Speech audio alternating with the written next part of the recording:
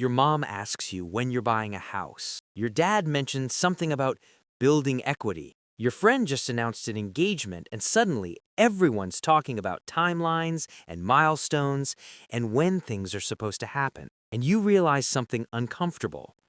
You're behind. Not drastically, just noticeably. Everyone around you seems to be moving forward while you're still figuring out how to pay rent and have money left over. So you make a decision.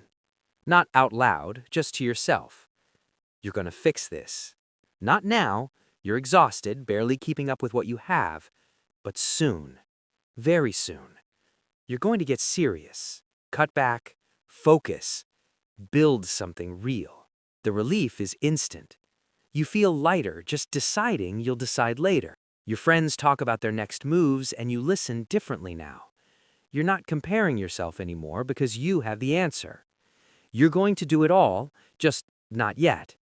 When the time is right, when things calm down, when you're ready. That day never actually comes. But the promise of it coming, that keeps you going.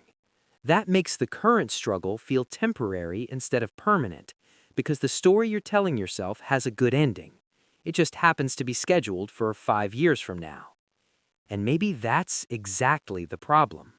What happens when you believe in the 5-year plan? You stop making decisions based on what's true right now. You start making decisions based on what's supposed to be true later. Someone offers you a job that pays less, but is actually interesting. You turn it down. Why? Because in your 5-year plan, you're supposed to be grinding, climbing, building towards something bigger. The interesting job doesn't fit the narrative. Your body starts sending signals. You're tired. Not the normal tired, the exhausted kind that doesn't go away with sleep. You think about exercise, therapy, actually taking time off. But the plan says you don't have time for that yet. The plan says those things come after you've made the money, after you've built the foundation, after the 5 years are up. A relationship ends because you were always somewhere else mentally, planning for later instead of being present now. But that's okay, because in 5 years, when you've got your stuff together, you'll find someone better, someone who fits the timeline. Years pass faster than you think they will. You know this intellectually, but you don't really understand it yet. Time doesn't feel precious when you're 25 or 30. It feels infinite, like there's always more coming, like 5 years is basically forever. But here's what actually happens in those 5 years. You age, not dramatically, just imperceptibly. Your knees start hurting for no reason. Recovery takes longer. You get sick and it lingers. Your energy, which felt unlimited, starts having limits. And the version of you that was going to make the hard decisions, she got tired. He got comfortable. They got used to the way things are now. Change becomes harder every single year, not easier. The 5-year plan promised that waiting would make everything simpler. It lied. By year 2 of your 5-year plan, something shifts. You're not actively sacrificing anymore, you're just living. The plan becomes invisible background noise. You stop thinking about it. You just exist inside it. Your friends who made different choices are already somewhere else. One moved to a cheaper city and bought a house. Another took the risky job and it actually worked out. Someone started something small on the side and it grew. They're not following the 5-year plan because they couldn't afford to wait for permission. You notice this sometimes, late at night when you can't sleep again. But you push it down because you still have 3 years left on your timeline. Plenty of time. Things are still on schedule.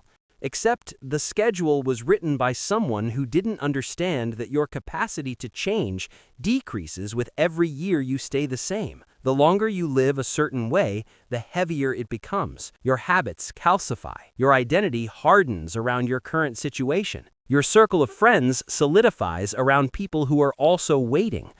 It becomes harder to imagine yourself doing anything different because the current version of you has gotten so comfortable with the current version of your life. The thing nobody tells you about waiting 5 years is that you don't stay the same person while you wait. You become someone who waits, and that person is harder to change than the person you were at the beginning. If you had made a difficult decision at 25, it would have been hard but possible. At 30, with 5 more years of habits and identity built up, it's exponentially harder.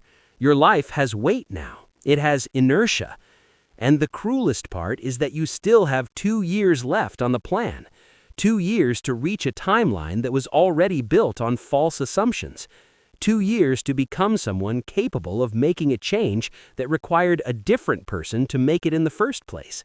If you're watching this and you recognize yourself in any of this, if you've been waiting for something that keeps getting pushed back, subscribe, because what comes next is the part that actually matters. Let's follow Sarah from Denver. She's 30 now.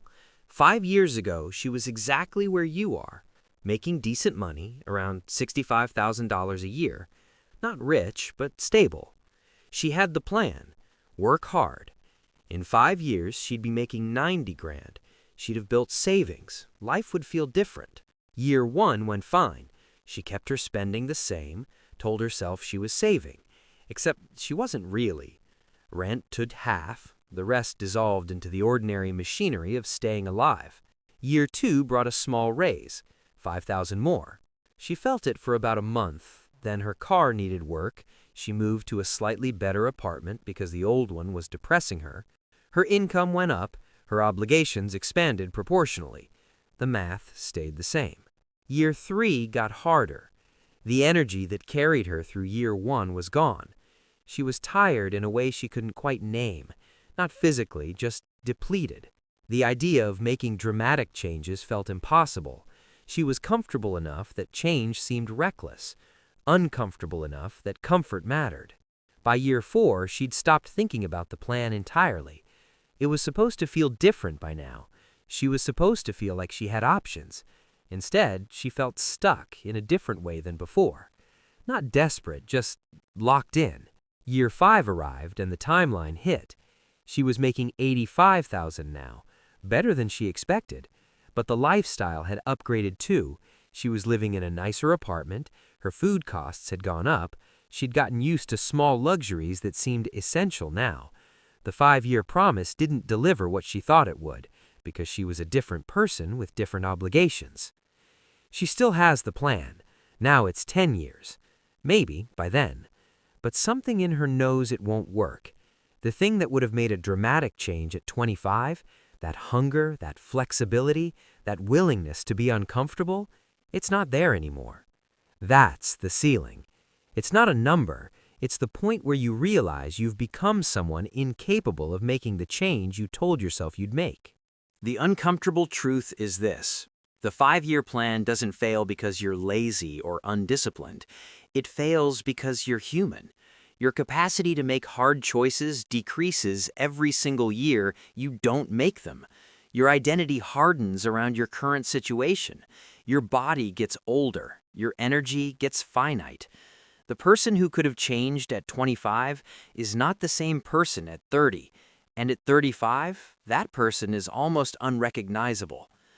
Marcus in Austin figured this out at 32. He'd been on the 5-year plan for 7 years. He'd extended it twice. When he finally looked at his life, he realized he hadn't made a single meaningful decision in years. He'd just been maintaining the job he hated, maintaining the apartment he'd outgrown, maintaining the friend group that made him feel small, all while waiting for permission to change. The worst part was understanding that he'd had that permission the entire time. He just didn't recognize it because the timeline told him to wait. The 5-year plan isn't about money. It's about permission. It's the story you tell yourself so you don't have to do anything difficult today. And it works beautifully. It quiets the anxiety. It makes the struggle feel temporary. It promises that someday, when you're ready, everything changes. But someday never comes because you'll never be ready. Ready is something you decide, not something that arrives on a calendar. The decision point isn't in 5 years. It's today, right now, while you still have the energy to change, while you're still flexible enough to pivot, while you're still someone who can imagine yourself doing something radically different. The 5-year plan is a lie, but it's a lie you keep believing because the alternative, that you have to decide now, that you have to act while you're tired, that you have to change before you feel ready, that terrifies you more than waiting. The real question isn't whether you'll make it in 5 years. The question is whether you're willing to become someone different before you're forced to stay the same forever.